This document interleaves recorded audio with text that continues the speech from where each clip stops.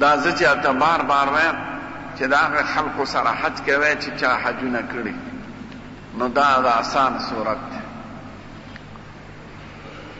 ځکه چرته منډه واله عبادت دی، چرته طواف کول عبادت دی، چرته کاڼي ښکلول عبادت دی، چرته کاڼي ویشتل عبادت دی، چرته شپه تېرول عبادت دی.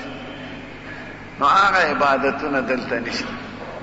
نو مسائل زده کولو دپاره اسانه طریقه دا ده چې د هغې خلقو سره حج کوی چې چا حجونه کړي او بار بار یې کړي، او خصوصا تبلیغي حضرات نو یو خو هغوی حجونه کړي، دویم دا چې اوقات به هم ټول په عبادت کې مصروفه وي او د بازار د ګرځېدو نه به بچ نو صحیح حج به وکړي انشاءالله. خدای دې موږ له هم دغه توفیق راکړي. خدای پاک د حج په احکامو کې یو ښکلې خبرو ته اشاره کوي. وی الحج اشهر معلومات، د حج میاشتې دي معلومې،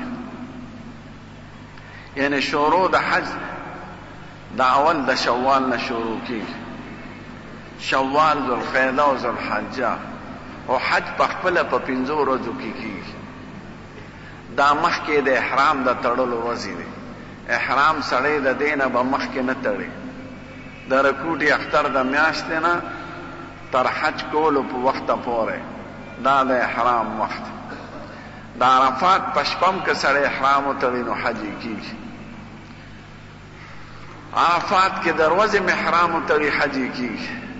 چې د سبا د لوی اختر نه مخکې عرفات په میدان کې د شپې مودرېږي نو حج یې شوی دی.